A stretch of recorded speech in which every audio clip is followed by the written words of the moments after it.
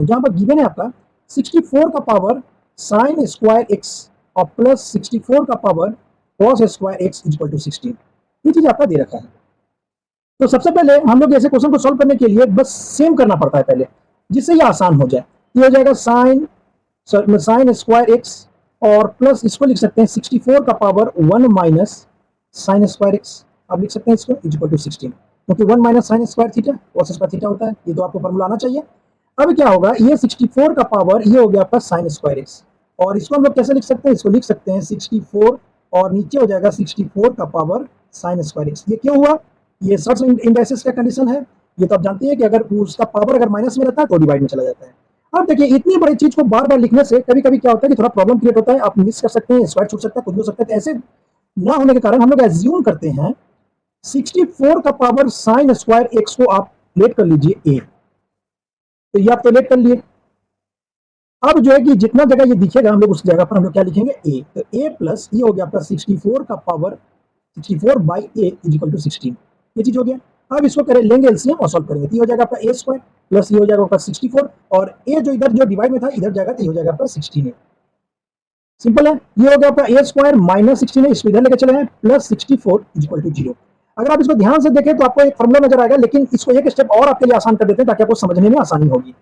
तो इसको आप लिख सकते हैं 2 इंटू 8 इंटू ए, और इसको आप लिख सकते हैं 8 का स्क्वायर इक्वल टू 0। अब तो आपको ध्यान आ गया होगा, A square minus 2ab plus B square, किस चीज का फॉर्मूला है, तो आप बोलिएगा ए माइनस बी का होल स्क्वायर का फॉर्मूला है, तो इक्वल टू आप 0 इसको कर दिए। अब जो कि स्क्वायर दोनों तरफ से हटाइएगा तो ये हो जाएगा आपका ए माइनस 8 इक्वल टू 0, तो यहाँ से आपका वैल्यू आ गया ए इक्वल टू 8। यहाँ तक तो आपको कोई परेशानी नहीं हुई होगी, लेकिन ये आपका आंसर नहीं है, क्योंकि आपने यहाँ पर एज्यूम करके रखा है 64 का power sine square x equal to A, और ए के जगह पर आप क्या लिखिएगा 8।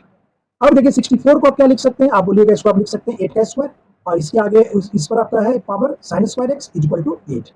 अब ये क्या हो जाएगा 8 का पावर 2 इसके साथ मल्टीप्लाई होगा तो ये हो जाएगा आपका साइन स्क्वायर एक्स और इक्वल टू ये 8 का पावर 8 है तो इसका पावर हम लोग 1 लिख सकते हैं, 8 का पावर 1। तो यहाँ से जब बेस सेम है तो हम लोग इसके पावर को भी सेम कर सकते हैं, तो 2 sine square x equal to कितना हो गया 1 हो गया, तो यहाँ से आप लिख सकते हैं sine square x equal to 1/2, और यहाँ से हो गया आपका sine x equal to plus minus root under 1/2। तो अब बताइए हम यहाँ पर दो कंडीशन के अंदर दो कंडीशन को ले सकते हैं, तो आप यहाँ पर ये क्वेश्चन यहाँ पर कह रहा है जो एंगल है वो 0 डिग्री के बराबर या उससे बड़ा होना चाहिए और 90 डिग्री से बड़ा और बराबर होना चाहिए, तो मतलब ये 0, तो मतलब फर्स्ट क्वाड्रेंट का बात बोल रहा है, तो फर्स्ट क्वाड्रेंट में तो नेगेटिव कभी आता नहीं है साइन, तो इसका मतलब हम लोग इसके सिर्फ और सिर्फ इस वैल्यू को लेंगे, तो इसके सिर्फ पॉजिटिव वैल्यू को लेंगे, तो जो है आपका रूट अंडर 1/2, जिसको आप लिख सकते हैं 1/√2। अब देखिए यहाँ से आप इस क्वेश्चन को दो तरीके से सॉल्व कर सकते हैं। आप कैसे सॉल्व कर सकते हैं ये आप देखिए, एक आपका आ गया साइन एक्स इक्वल टू 1/√2, और तो उसी तरीके से यहाँ भी इसको लिख लीजिए साइन एक्स इक्वल टू 1/√2।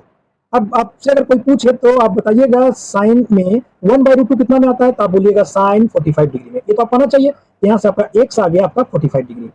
तो एक जब यहाँ 45 डिग्री जब आ गया तो यहाँ से आपको निकालने के लिए आपको बोल रहा है tan x plus cot x, तो मतलब आपको निकालना है tan x plus cot x, ये तो बहुत आसान है। यहाँ वैल्यू डालिए tan 45 डिग्री प्लस ये हो गया आपका cot 45 डिग्री, और tan 45 का भी वैल्यू 1 होता है, cot 45 का भी वैल्यू 1 होता है, तो इसका जो आंसर आया ये आपका आ गया यहाँ पर 2। इस हिसाब से जब 2 आया, अब इधर देखिए इसको कैसे सॉल्व कर सकते हैं, sin x इक्वल टू 1/2, मतलब ये हो गया आपका परपेंडिकुलर और डिवाइडेड बाय हाइपोटेनस, यहाँ से हम बेस निकाल सकते हैं, तो बेस इक्वल टू क्या आता है हाइपोटेनस का स्क्वायर माइनस परपेंडिकुलर का स्क्वायर। यहाँ पर हाइपोटेनस आपका कितना है, तो आप बोलिएगा यहाँ पर √2 है, तो √2 का स्क्वायर 2 और ये हो जाएगा आपका 1, तो मतलब यहाँ से आपका बेस कितना आ गया, तो आप बोलिएगा 2 में से 1 जाएगा 1, मतलब बेस आ गया 1। अब यहाँ से आपको निकालना पड़ेगा वही tan x और प्लस cot x, तो tan x मतलब p/b मतलब परपेंडिकुलर बाई हाइपोटेनस मतलब 1/1, और उसी तरीके से cot का भी हो जाएगा 1/1, तो इसको भी जब आप सॉल्व कीजिएगा तो क्या हो जाएगा 1 और 1 2, मतलब यहाँ से भी आपका सेम रिजल्ट आया। अब देखिए 2 जो है इसका ऑप्शन में कहाँ पर है, इसका 2 जो ऑप्शन ए में है, और ए इसका जो है कि कंप्लीट आंसर